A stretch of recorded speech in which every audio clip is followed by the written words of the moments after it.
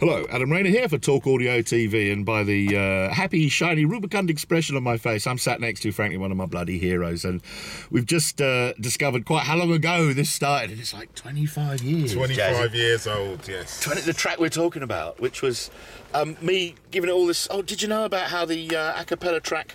Let's just turn the lights on here. Oh, here we go, that's a bit better. We can see you, sir. How the a cappella version, Back to Life. That's Alexandra Burke's mum singing there, is it? No, Back to Life is Karen Wheeler. Oh, of course, I'm an idiot. Oh, God, yes.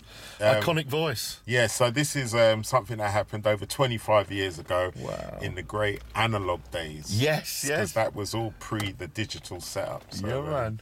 Very interesting. I was giving it all this. Did you know, of course, about the hi-fi thing where if you listen to that real loud, and you not only can hear the headphones the girls are listening to, but there's a sort of, if you've got a really good efficient system, you know, with a good woofer, you know, in the bass, and you didn't know. And that's made my month, mate. In actual fact, what's so interesting about that fact is it's been sampled so many times. Yeah.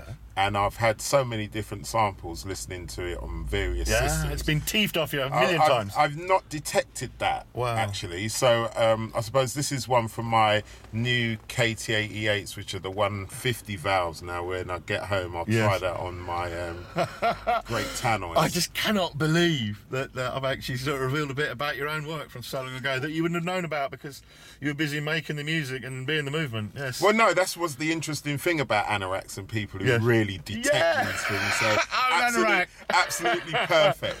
Yeah, there's something for everyone. Absolutely, I was into it for all the right reasons, and busy showing off about having thieved your lyrics and put them in print all across Boomzilla cartoon strips, which I will now have to supply you so you can see them. Yeah, I'd like to see that. Absolutely, but in the meanwhile, of course, apart from all the gushing hero worship, this is a Mercedes G-Wagen of great stoutness and solid construction, and it's got some real tasty little styling cues going on, and you've got a lovely sound system in here, although you did hasten to add that the head unit in here is not yours, and yours is coming in any minute now, getting changed. So how important is checking out music in the car after you've made it somewhere else? Well, to be honest with you, back in the day, in the analogue days, it was very important, you know, when we were reaching the stage of cutting the actual material onto vinyl or onto cassette, oxide in those days.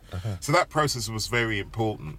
But what's happened over the years, I guess, with the whole invention of this digital world which we are now living in, compressed files, 16, 32-bit files, whatever, there is quite a standard sort of sound that goes on generically across the board. Yes, I must confess I don't like it, and can tell you that the CES this year, I mean, it's been around for a while, but there's some real traction, to use a horrible industry word, for proper high def in digital. We've got the space now. We can afford big old, buckets for digitals now. Well, this is it, and I guess as we were going through the process, things like those type of sonics moving out of the analog era into the digital era, where everything's recorded digitally, I believe one takes their foot off the pedal a little bit when it comes down to mastering. But in full answer to your question, I actually use my car audio for real relaxation.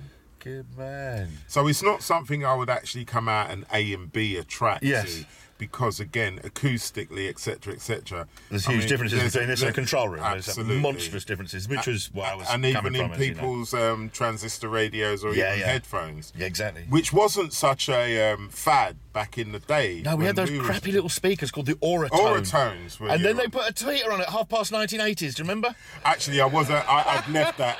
I'd left that all in the back of the studio. 4-inch in a little box. They were horrible little things. Well, what we used to do our A&B against were the old television speakers. Because they had some fatness to them, didn't they? They had a little and bit everybody of owned richness, a set. And I mean, they were more across the board, so your average Joe... That's how they consume your product. Absolutely. Whereas nowadays... It's very shelf compartmentalised. And I mean, you can go to various levels of tweaking it, but sonically... I'm in the control room, and as long as it gets to the punters within reason, audio-wise, and they can hear it, they're happy with it. Here we're living in a digital era, so why not take advantage? Good man. And talking of said digital era, I gather there is new things afoot. We've been touring, we've been celebrating, as you can see now, it's our 25th anniversary. Yeah, right. And I've been actually graced with these wonderful speakers here. Yes. In my car, and I'm desperate to hear them to the fullness once they've worked in a little bit. But the previous ribbon speakers I was overly impressed with in my car. Yes. And from an audio point of view and definition, I mean, for me, I think it's the best as it gets. They are bloody awesome, although it has to be said, some of the new Morel ring radiators on their top end ones, they're violently expensive, but ooh, they're lovely. Well, I guess that would separate the men from the boys in terms of value for money, but for me it's all about the quality of sound. Yes. And yeah, absolutely. Morel, You've got professional reasons. Yeah, I'm much more caught up in that professional end. Yes. So the Morels for me are they're the ones to listen to. And that is about as good an endorsement. I have not paid this man, I promise you. Jazzie, it's been beyond cool for me to meet you, mate. You just, it was a career highlight, geezer. Thank you so much. And thank you to bringing that to my attention, because I can't wait to get home and listen to it. You're going to put this on at home, right? Turn it up. If your woofer system can hear that whoop, whoop, partway through it, you've got yourself a sound system worthy of the name.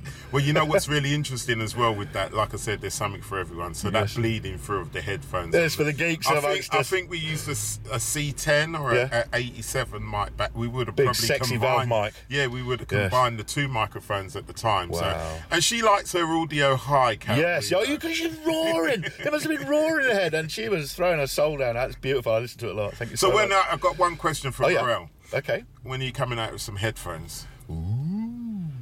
For this answer to this question and more, see Talk Audio Co UK. They had a lot of new stuff at the Vegas CES, but I tell you what, we can get an answer direct from Mr. Nir Paz at Morel in Israel, because I have a direct relationship. I'm showing off now, but we'll get you guys in contact, see what happenens. Yeah, because I think that would be a great idea, because I love the way the speakers sound, and I could imagine, with the guys putting that effort in, a great pair of headphones. It would enhance the tube as well. Absolutely. Brilliant. Thanks ever so much, Jazzie. You're an absolute star. Cheers, mate. Bye-bye. Bye-bye.